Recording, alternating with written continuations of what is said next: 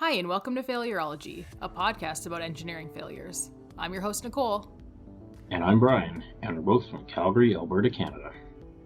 Today we have a very special episode for you, featuring two of our favorite mini failure episodes so far. You may have heard us talk about our mini failure episodes before. They're shorter versions of our regular episodes and feature failures with straightforward causes or limited information. We have a list of almost 100 failures that we want to tell you about, but they don't all fit into our regular episode format. The first mini failure we're sharing with you is Lake Peignuer in Louisiana. The entire lake drained into an underground salt mine in a matter of minutes. They even caught it on video. And the second mini failure is about the Cantara Loop rail disaster.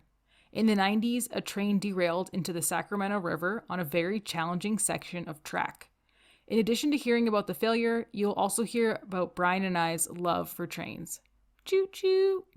If you like the mini failure episodes you'll hear today, there are others exclusively available on our Patreon page. For $5 a month, less than a pint of beer, you can get access to more of these episodes and you can support our show so we can keep bringing you great content. There's a link to the Patreon page in the show notes for this episode, or you can check out the support page on our website, failurology.ca, for a link and a list of our current and upcoming bonus episodes. Without further ado, here are the mini failures. Not satisfied with buzzing your hair? Don't want to pay the price of an excellent clips haircut?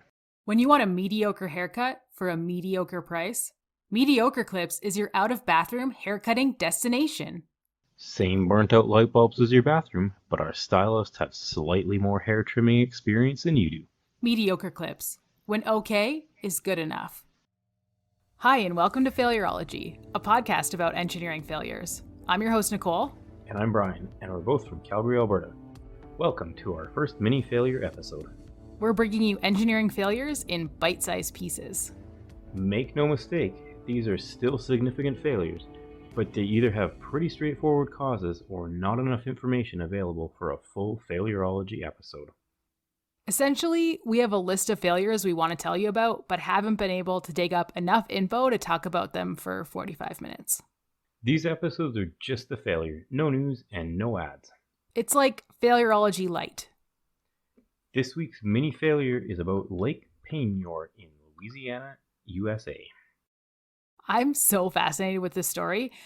This is a really impressive failure. An entire lake drained into a salt mine in a matter of minutes. And they even caught parts of it on video, which is just a little bit crazy to think about. It's like a large-scale draining of your bathtub. Except it's a lake. Which should be bigger than your bathtub. I hope so. Otherwise, that's kind of a pond. I don't even know if that is a pond. It's probably just a bathtub. Lake Peignuer used to be a 3-meter deep freshwater lake in Louisiana, but on November the 20th of 1980, a man-made disaster changed the lake and its shores. The water is now brackish with a depth of 60 meters, and it's the deepest lake in Louisiana. So brackish means that it's a mix of salt and fresh water, which is an interesting and weird word. And the salt portion of that came from a salt mine that was underneath the original one. No. Where did it come from?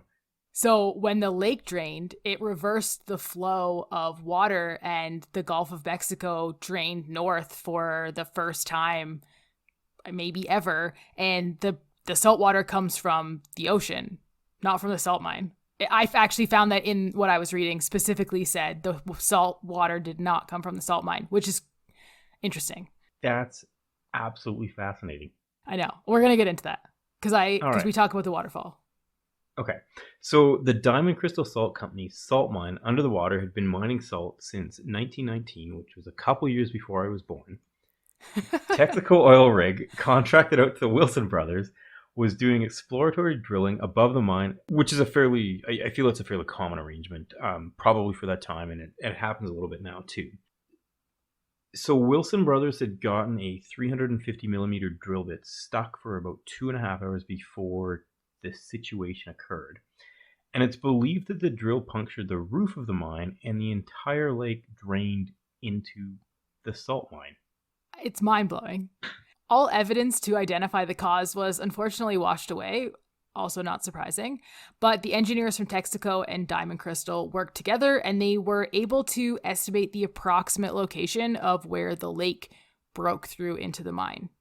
As the water drained into the salt mine, the hole got bigger and bigger and eventually sucked in, this list is a little long, the drilling platform, 11 barges, a tugboat, many trees, and a 1/4 square kilometer of lakeshore drained into the mine. The lake usually drained into Vermilion Bay. So it was fresh water draining into Vermilion Bay, which ultimately drained into the Gulf of Mexico. But since so much water had drained into the mine, that flow of water was reversed, and the lake actually brought salt water in from Vermilion Bay. And this ended up creating the tallest waterfall ever in Louisiana at 50 meters tall as the lake refilled itself with salt water. And then the air in the mine shafts over time erupted either as compressed air or as 120-meter tall geysers.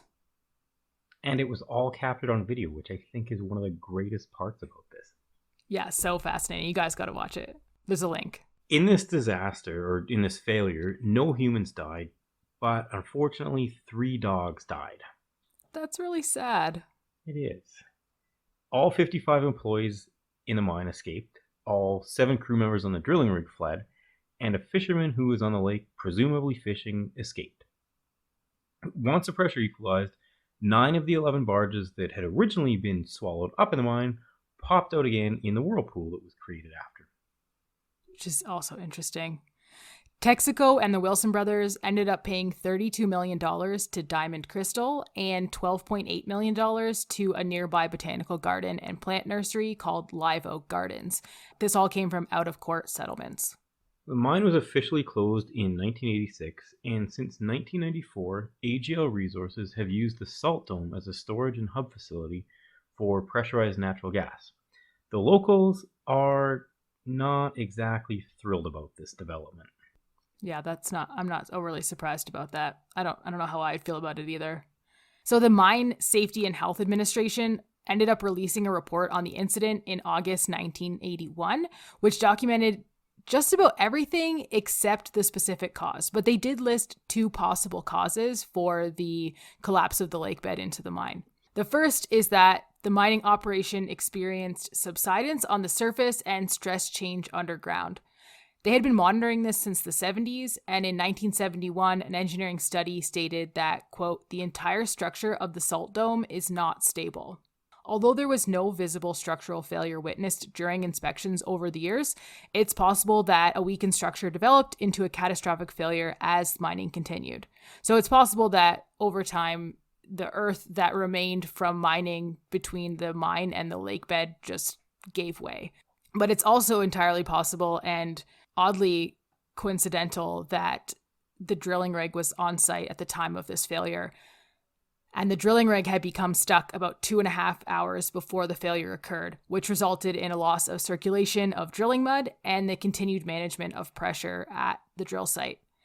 Sidebar, if you want more info on drilling rigs and how they use drilling mud to manage pressure at the wellhead, go back and check out episode 25 of our regular episodes. We covered the Deepwater Horizon disaster and included what I think, biasedly, is a pretty good overview of how drilling rigs work. And I actually learned a lot about oil and gas rigs researching that episode. So if you want to read more about wellheads and drilling rigs and how the mud may have affected the pressure, definitely go check out episode 25. So there you have it. An entire lake drained into a salt mine in a matter of minutes. Thanks for listening to this mini failure episode. For our regular episodes, check out Failurology wherever you get your podcasts. If you want to chat with us, our Twitter handle is @Failurology, or you can email us at thefailurologypodcast@gmail.com, or you can connect with us on LinkedIn. There are links to all of these in the show notes. Bye, everyone. Talk soon. This week's episode of Failurology is brought to you by the Sit Down Stand Up Paddleboard Company. Whether you like to sit down or stand up, The Sit Down Stand Up Paddleboard Company has something for you. Don't miss our paddle sale. It's quite the ordeal. Hi, and welcome to Failurology, a podcast about engineering failures. I'm your host, Nicole. And I'm Brian, and we're both from Calgary, Alberta, Canada. Welcome to our 4th mini failure episode. We're bringing you engineering failures in bite-sized pieces. Make no mistake, These are still significant failures, but they either have pretty straightforward causes or not enough information available for a full episode. Essentially, we have a list of failures we want to tell you about, but haven't been able to dig up enough info to talk about them for 45 minutes. These episodes are also just a failure, no news, and no fake ads, at least for now. It's like Failurology Light. This week's mini failure is about the Dunsmuir rail disaster in Dunsmuir, California. On July 14, 1991, a Southern Pacific train derailed into the upper Sacramento River at a horseshoe curve of track known as the Cantara Loop, just north of the town of Dunsmuir, California. Several of the derailed cars made contact with the water, including a tank car, but they didn't know what was there at the time. Spoiler alert, it's on our podcast, so it's probably bad. Like, really, really bad. This one's really bad. It's not good. By the morning of July 15th, it was apparent that the tank car had ruptured and spilled its entire contents into the river. This was approximately 70,000 liters of the soil fumigant methyl sodium, which is a biocide that pretty much kills any living thing. Like we said, really bad. Yeah, this is really bad, but we're going to back up a little bit here. What was the Cantara Loop? So the train route through California goes past one of the tallest volcanic peaks in the US, which is Mount Shasta. To avoid building and operating a track in mountainous terrain, which if you've hiked some mountains, you know is probably going to be a pain in the butt, the train route went down into the Sacramento River Valley. But in order to do that, they had to get trains in and out of the valley, and this was one of the biggest design challenges that the engineers faced. In order to overcome the steep slope, the track has 2 switchbacks in it near Dunsmuir. Heading uphill, the first is the Cantara Loop, which is located right at the Sacramento River crossing and is the location of this failure. And the second is the Sawmill Curve, which is less sharp, still challenging, but less so than Cantara, and it's located near the highway. The Cantara Loop is one of America's most challenging sections of rail track, with a curvature of 14 degrees and a curve radius of 125 meters. It's so challenging, in fact, that trains require extra locomotives to overcome gravity as they climb out of the Sacramento River Valley. They house these extra locomotives 8 kilometers south of the loop. The train that derailed was 1,800 meters long with 97 cars. 11 of those cars were loaded and 86 were empty for a total weight of just over 4,000 tons. The train was traveling north up the canyon from San Francisco to Portland. At around 9:40 p.m., as the train was approaching the Cantara Loop, the lead locomotive and the 7 cars behind it derailed into the Sacramento River. One of those was the tank car Brian mentioned earlier. The derailment was ultimately caused by the configuration of the train. There were too many empty light cars at the front of the train and too many heavy cars at the back, and this led to what's known as the string lining effect. So the forces of the heavy front and rear sections of the train tugged away from each other, causing the lighter cars in the middle to come off the tracks to form a straight line between both ends. So pretend like you're holding 2 ends of a string and then you pull them tight. That's what happened. The front and the back of the train were those 2 fixed ends of the string, and they pulled tight, which then pulled the rest of the cars in the middle off the track. There was also a problem with the lead locomotive. It hadn't been working properly and had been surging and jerking. And this surging was happening as the train went into the curve, which also increased the risk of string lining. In order to prevent this type of derailment from happening again, they built a barrier to prevent string line trains from falling into the river. They added regulations to train configuration to prevent string lining in the first place. And then regulations were added to reduce the length of the trains, reduce speed, and upgrade locomotives pulling the train. So a lot of trains have traveled through the Cantara Loop since and before this failure. This route gets traveled quite a bit. It's a pretty popular route. I'm not going to say there hasn't been any other disasters, but I don't think there's been any that are this extreme. But I am glad to see that they've put measures in place to prevent this from happening again. I do find this failure to be really, really interesting. Fun fact about me, I really like trains. That's my favorite way to travel. Of all forms of transportation, trains are my favorite. I went to Ireland a couple years ago and we traveled everywhere by train, and it was the coolest thing ever. Trains are super good for traveling. I was in Switzerland many years ago, and traveling between cities on the train and having train beers was a great way to get around the country. Yeah, to me it's kind of like air travel, to an extent, as in you're just a passenger and there's features and things on the train. You can get up and go to the washroom, but there's food cars sometimes and there's drink cars sometimes, but you're really just riding until you can do kind of whatever you want, and you bring stuff to keep you occupied like that. I pack for the train similar to how I'd pack for a plane, but there's usually Wi-Fi on the train. You have cell service. You can look out the window and you can see stuff. There's usually not crazy security to get onto the train platform. It's a lot more seats are more comfortable. Yeah, seats are more comfortable. Sometimes you get to ride backwards, which is cool. They're usually not full, so you get to you can kind of sit and spaced out. Also, I think this is really cool, and this is so weird that I think this is cool, but they don't check your ticket before you get on the train. They check your ticket while you're riding. So everyone just like gets on the train and they just trust that everyone has a ticket, and then someone comes around and checks your ticket as you're traveling to the first stop, which I think is so interesting to me that they just let you walk on the train. Maybe I fly too much. I don't know. But it's just I think it's just I love trains. I love them so much. So this failure is what I've wanted to do for a while.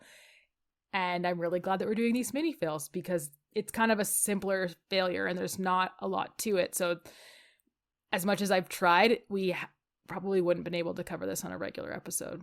Trains are great, and I hope that North America gets on the high-speed rail bandwagon, train wagon. Yeah, I'd love first of all, a train to Edmonton. Why don't we have a high-speed Alberta train? So for any listeners that aren't familiar with Alberta geography, Calgary and Edmonton are both cities that are over 1 million people in Alberta, the two biggest cities. They're about 300 kilometers apart, pretty much north-south from each other. It takes 2.5-ish, 3 hours to drive up to Edmonton, about the same time to fly once you go through security and grab a bag if you have a bag. And they've been trying to build a high-speed rail connection between the cities for 40 plus years, a significant period of time. The terrain is not inhospitable to building a high-speed rail connection. It's fairly flat between the two cities. There's no giant mountain passes that they need to go through or around. There are a few river valleys they'd have to go across, or creek beds they have to go across, but it's not an insurmountable high-speed rail access. So I feel if Switzerland can have high-speed rail, Calgary, Edmonton can probably figure out a high-speed rail connection. Well, and we like to joke about how Saskatchewan is flat and you can watch your dog run away for 3 days, but that drive is flat and it's straight. Like when Brian says it's north-south straight, like he means it. The only time you really turn is to go around Red Deer. Yeah, there's a couple more than that, but it's essentially straight right between the two. Yeah, and like I kind of just mentioned, Red Deer's right in the middle. Well, it's a little bit further north, but Red Deer's pretty much in the middle. So it's not, that corridor serves basically 3 cities. Red Deer has, I think, 500,000 people. And then to me, eventually, you put that piece in and then you add to it later. Like it would be really nice to have a train to Lethbridge, maybe Medicine Hat, and as well one to Fort McMurray. But the other thing I think that's important about this train to me, Via Rail, which is for the Americans listening, the Amtrak of Canada, doesn't come to Calgary. We don't have a train service. We're not on the Canadian network, which really pisses me off because I would love to take trains places and I can't. If we had a high-speed train to Edmonton, I would gladly take that high-speed train to Edmonton and get on Via Rail and take the train. Like I think it would be cool to take the train to Vancouver or to take the train to Saskatchewan. Well, maybe not Saskatchewan. Sorry, Saskatchewan people. I like Saskatoon. Okay, well, I guess you'll be the only passenger. But no, the corridor between Calgary and Edmonton, the vehicle traffic that goes back and forth every day is quite significant, as well as the air travel back and forth. There's probably 10 plus flights a day between 2 or 3 different airlines that travel back and forth between Calgary and Edmonton. So there should be people that are willing to hop on a high-speed train if it was reliable, and it could get them, say, from downtown Calgary to downtown Edmonton. Maybe there's a stop in Red Deer. So I think there would be a market, but again, this is a substantial investment for likely the government at the federal and the provincial level, possibly a little bit of municipal input to make this project happen. I have driven that drive many times before our Edmonton office was established because my firm has done work kind of all over Alberta, and our Edmonton office is, I think it's 7 or 8 years old, maybe a little bit older than that. But it's I've been with the firm. I was with the firm before the Edmonton office was opened. And so I've done that drive many, many times. And I usually leave at 5 a.m. because that's the only way I get to drive up without a ton of cars on the road. And when I drive back around 2, 3 o'clock in the afternoon, because, that's kind of a full day for me if I start at 5, it's bumper to bumper and it's very unpleasant. So yeah, there is a lot of cars on that road. Do you think that the train would be faster than driving? I do think it would be faster than driving, especially if it's a high-speed rail connection, likely somewhere in the neighborhood of, I'm going to say 200 to 300 kilometers an hour is what the high-speed rail could get up to. One of the challenges I think would be once you arrive at your destination, there need to be significant rental car availability or I'd say bike availability, but here in North America, we're not quite as good at riding bikes around various places compared to somewhere like the Netherlands. So there would need to be, I think, some infrastructure once you got to the destination. And then if it is a downtown to downtown connection, I don't know how much room there is in Calgary downtown or Edmonton downtown to put in a high-speed rail station. Well, one option is to extend our station. So, fun fact, Calgary's, we call it the C train, our subway-like metro system doesn't go to the airport, which is silly if you ask me. But if we extended it to the airport and this train just went to the airport, that would be fine. And same thing in Edmonton. If Edmonton had a train that went to the airport, I mean, Edmonton's airport's in Leduc, so it's not really that close to downtown. But if they had infrastructure in Edmonton to get you to downtown, I mean, that's not the end of the world. It's a start. It's not perfect, but it's a start. Yeah, it would be nice to see that high-speed rail connection. The other thing is they could just put the train right down the middle of Deerfoot in the median. There's not enough room in the median to do that. Man, we've gotten off on a complete tangent. Sorry, everyone subscribing to our podcast, our Patreon, that had to listen to our divergence. But you can really feel how much we love trains though, right? That's the message we wanted to get across. We love trains. They are pretty cool. Choo choo. All right, back to the Dunsmuir rail disaster after our tangent on our train system here in Alberta. As I mentioned earlier, one of the tank cars was filled with metasodium, which is a very potent herbicide and pesticide that's most commonly used to sterilize the soil for agricultural purposes. It's great to use if you need to kill everything in your field so that you can start growing things. Unfortunately, when it's mixed with water, metasodium breaks down into several highly toxic compounds. Again, not good. These chemical compounds have varying toxicities and half-lives in the aquatic environment.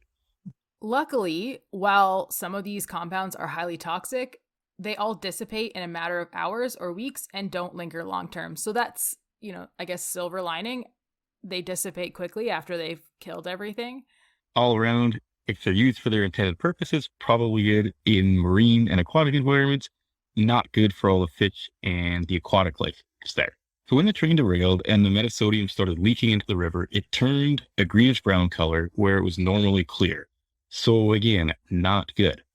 It took almost 3 days before scientists were even allowed near the water due to the toxicity. So again, not good. That's how toxic this stuff was. This is pretty nasty stuff. So the metasodium plume that was in the water, it traveled at just under 1 mile per hour, and the chemical plume wound up entering Shasta Lake, which is 66 kilometers away from the Cantara Loop, on the morning of July 17, 1991. At the lake, representatives from the Environmental Protection Agency, or the EPA, the Department of Water Resources, and Southern Pacific, the rail line that was operating the derailed train, got to work cleaning up the mess, which is good. Dilution and evaporation of the metasodium combined with the continued aeration reduced the chemicals to undetectable levels in the lake by July 29, 1991. So 12 days it took before the levels were undetectable. And this was 2 weeks after the derailment. Unfortunately, by the time that it had reached safe levels or undetectable levels, over 1 million fish and tens of thousands of amphibians and crayfish were killed. Millions of aquatic invertebrates, including insects and mollusks, which form the basis of the river's ecosystem, were destroyed. Hundreds of thousands of willows, alders, and cottonwoods eventually died. Many, many more were severely injured. The upper Sacramento River is now largely recovered from the spill, which is great news, although some species, such as crayfish and frogs, have not yet come back. The watershed is carefully stewarded by the Upper Sacramento River Exchange. The popular fishery is again healthy, and recent changes to angling regulations have opened the Upper Sacramento River to catch and release fishing all year round. 5-pound trout have often been caught right in the city. So there you have it, the Dunsmuir rail disaster, which still ranks as the largest hazardous chemical spill in California. Take that, Aaron Brockovich. Ooh, I love that movie. Luckily, most species have completely recovered now after a 3-year fishing ban. It's also nice to see that the regulators have put mechanisms in place to prevent this type of disaster from happening again. It's excellent to see. We want to learn lessons from our mistakes. Not repeat them. We don't repeat these things. Or at least we try not to repeat them. True, we try. Try really hard. Thanks for listening to this mini failure episode. For our regular episodes, check out Failurology wherever you get your podcasts. If you want to chat with us, our Twitter handle is @Failurology. You can email us at thefailurologypodcast@gmail.com, or you can connect with us on LinkedIn. There's links to all of these in the show notes, and we'd love to hear from you, so please don't be shy. Bye everyone. Talk soon.